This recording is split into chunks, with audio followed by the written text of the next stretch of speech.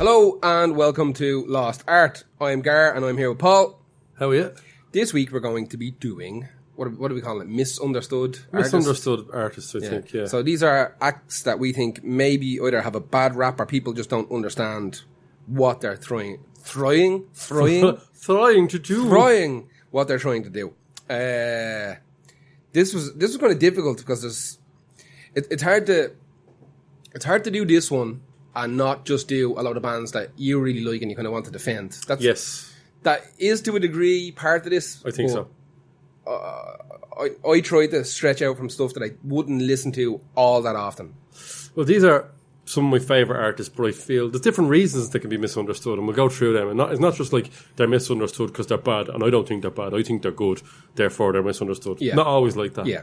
There has to be a reason behind it. There has to be like maybe they were tried and convicted in the court of public opinions, and they were wrong. They were wrong. I can understand a lot of these misconceptions. Yeah. Some of them will just be me going, they're deadly. Why don't you like them? Stop you sup. Stop not liking things I like. Exactly. Yeah. Right. So, what's your first one? My first one is a song by the Smiths. Okay. The reason I picked Some Girls Are Bigger Than Others is it represents the humour that they had that people don't think they have. A lot of people that are not Smiths fans, especially like people I know will go, geez, they're a miserable band. They're not wrong in saying they're a miserable band, but it's unfair to say that they don't have a wicked sense of humour. Yeah, there's definitely like a gallows humour situation there. Absolutely, just it's not even like subversive. It's just out there in the open. His lyrics are so obvious. I think people take his lyrics way too seriously. We're talking about the Smiths now, not anyone else. Yeah, not any solo projects or people in particular in the Smiths. The Smiths definitely. I remember when I was younger, I would not listen to the Smiths simply because the people that I knew that listened to the Smiths were all a pain in the arse. Yeah, they never like Tool fans. Kind of, but they were not as bad. Yeah, they're not. No one's as bad as Tool fans. Not really. But there was something about Smiths people that they were a band that took over people's lives. So if you were a Smiths head, there's a lot of stuff you wouldn't listen to because of that. Because like you weren't really supposed to listen to like the Cure and the Smiths. You had to pick one. You had to pick one, which is bullshit, you know. Yeah. But that's of the band's own creation as well. In particular, Robert Smith. And the fact that they didn't like each other. Yeah, they just didn't like each other, so it became a thing where it was Smiths versus The Cure, which is madness, you know. I mean, they don't sound alike in any way, shape or form, but a lot of people would think they sound alike. They don't listen to them, It's part of the misunderstanding with that as well. They just assume 80s they're considered, kind of British the two of them are considered two of the most miserable bands in the world. Yes. The Cure are incredibly misunderstood, but I wasn't putting the Smiths and The Cure on there. Yet The Cure have songs that are overwhelmingly joyous as well. Obnoxiously happy. Yeah, like disgusting. Yeah. Like the Smiths don't really. Not really. No, they don't. They have songs that have... not happy songs. The music and the delivery is miserable. I give people that. It's very serious. Lyrically, he hides little jokes, little kind of smirky kind of jokes, and so like his attempt at trying to be. I also fucking didn't pick Some Girls Are Bigger Than Others. Just realised that. You did not. I picked Girlfriend in a Coma. You absolutely did. Yeah. I didn't want to correct you. Because we could have changed it. No, we're not changing it. Same difference. Well, because in my head I was thinking they have songs like Some Girls Are Bigger Than Others, Big Mouth Strikes Again, Sheila Take a Bow, have little bits of humour in them. I think that. What's funny is both of those songs are about women. All their songs. And Morrissey wrote it. Loads of and loads of the songs about big girls. Yeah, not into either of those. Yeah, Some Girls Are Bigger Than Others. Yeah, not into either of those at all. Is he into anyone? Yeah, he likes lads every now and again. I think that's it. He likes skinhead lads. Does he? Yes. That's interesting. He likes skinhead lads. There was a big kind of gay skinhead movement in the 80s, and a lot of kind of gay lads were on the fence about coming out, kind of gravitated towards it because it was like a hard man look. Yeah. You know, but they were going to gay clubs and dancing. Now that's where like Right Said Fred and all that kind of... Now a different type of skinhead is gravitating. Yeah, exactly. That's for we are actually going to cover that in another podcast. Now. But I had to pick the Smiths because I think that I try to tell people that you're definitely in your right mind to not like them for a lot of the reasons they say. People go, can't stand his voice, Grant. There's no argument there. No. If you don't like his voice, you don't like you can't listen to them. You do nothing about that. Fair enough. Don't like him as a person, Grant, absolutely. Fine. But you can't say that they haven't got a fantastic sense of humour. Really dry. Or and a really monstrous back catalogue. Like, Jesus, it's hard to find. And it's all done in a few years. Oh, yeah. Smiths were off 6 years of albums. I couldn't tell you off the top of my head. I would assume it's definitely under 8 anyway. Yeah. Yeah, like from Hand in Glove all the way up to Queen is Dead. Yeah. Like the first single I think was Hand in Glove. I think we're talking 5 or 6. Yeah, could be all. I think it was all Rough Trade as well, wasn't it? I think all of it. I think all of it was Rough Trade. I believe so. So I do. They wouldn't have been anywhere near Factory or any of that, surely wouldn't. No. So yeah. I just had to throw Smiths in there for the fact that I absolutely love that dark sense of humour that they have in it. Yeah. Naturally, it's going to be a dark sense of humour in that stuff. Yeah. And man, people who know will know. Like, listen, it took me years to cop on that I like the Smiths. Yeah. Years and years and years. Like I said, when I was a kid, I couldn't do it. I saw everybody wearing those Meat is Murder t-shirts and patches on their shitty canvas bags going to school, and it just wasn't for me. It wasn't for me. Now, in saying that, at that stage in my life, I would have been listening to Exodus and Megadeth and Slayer. And all the hardcore. Yeah. Not even, that kind of came a little bit later, but like all the bog standard metal and kind of crappy rock would have been my bag. So if somebody played a Smith song to me back then, it would have sounded like I liked them a flower opening, and I wouldn't have done anything. I was too young. I was too young to remember what my first Smith song was, but I remember as a kid, How Soon Is Now was the first one that absolutely grabbed me, and that could have went under songs that don't really sound like the band too much. It does sound like the Smiths, but it doesn't really. It kind of stands on its own a little bit. I find that song to be. There's particular layers to that song that don't exist in other Smith songs. Which is weird. You wouldn't know it was them, but that stands out. Yeah. But the more I dug in, the more I got that sense of humour. And I don't even know if he's half the time trying to be funny. Sometimes he's going out of his way to try to be witty. Yeah, like he like. But I don't even know if sometimes some things I think he says I don't think he realises that some of it is genuinely funny as well. I know when he's trying to be funny, and it is funny, and I do. That's the reason I picked him. Like, he is a character. Yeah, he's a character. He's a character. And now, moving on quickly, what's your next one? My first one is a band called Shed 7. Yeah, I like Shed 7. I picked a song called Going for Gold. Of all of those Britpop bands of the kind of early 90s, like, these guys formed in York in 1990. York? From York, yeah. Yeah.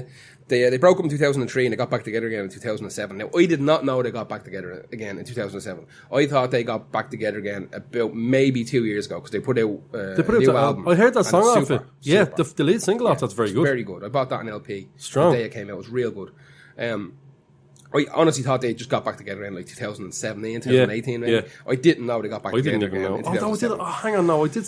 Didn't we see them on some poster for some? They done a gig in the Olympia a few months ago. Maybe, yeah. Down here, and they cancelled it, and then they done it again. I can't remember. There was some. Or they did it for the first time. Yeah, there was some tomfuckery to do with the gig. It was cancelled and moved again. But these are one of the. Someone burnt their disco down. That's exactly. Yeah, that's a great song as well. That's a great song. These guys were one of that kind of wave of indie bands, post Smiths indie bands, in fact, and they never ever got anywhere near the recognition of any of their bands. They're a really unlucky band. Yeah, Shed 7 are a horrifically unlucky band, I think. They are definitely my favourite. As much as I love bands like Supergrass, I think they were a little bit later and they had a lot more variety. They were clever with their singles. They fooled everybody. Yeah, absolutely. We discussed that, didn't they? Yeah, they did the rope-a-dope with singles, you know. And I think Supergrass were 10 times more kind of punk orientated as well than Shed 7. They started much punkier. Yeah. Shed 7 had this kind of super melodic way of doing vocals, and the guitars were real riffy. I'm not going to say they were like metal riffy, but they weren't kind of chord based stuff. They had like they always had like this kind of repetitive kind of hook that ran through the song that got you into it. Especially that new one after new album has a lovely little intro. Like there's lovely stuff there. I just found it to be more melodic than most of those other kind of British post Smiths. Let's create a new genre. Post Smiths.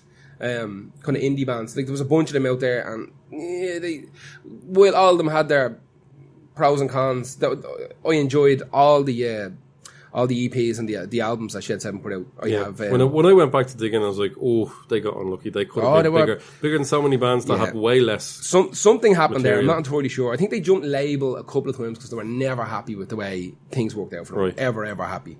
And I know when they broke up, I was reading about what they done after they broke up, and it's not like any of them went on to be a guitarist in a big band or a producer. It's like, such and such is joining Modest Mouse. That didn't happen. Like the lads went off, and one of them started a company that designed software for running pub quizzes in England.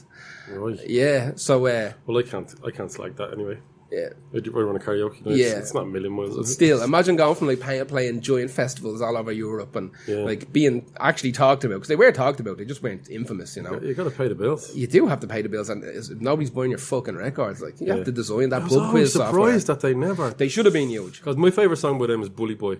Bully Boy's great. And I heard it when, on MTV or whatever radio station it was, but then it kind of didn't grab me straight away for some reason. Then I remember seeing it on a compilation of Jean-Frank Azola, Chelsea passes and moves or whatever it was on Match of the Day, and they used that. I think he was leaving Chelsea and it was coming on, and then it was on a Shine compilation. Remember the Shine compilations? Yes. Which actually were very well put together, indie versions of Now That's What I Call Music. There's and that stood out in it big time, and I was like, God, this band are actually. They were used in loads of those kind of football. Yeah, they were. Yeah, because they have. Band, they almost have the voice for the football thing. It's almost that kind of genre. But your man's voice is a little bit better than I think people give credit. Oh, 100%. He's a belter. Like my favorite song of theirs is called "Where Have You Been Tonight," and it's super. They have one called.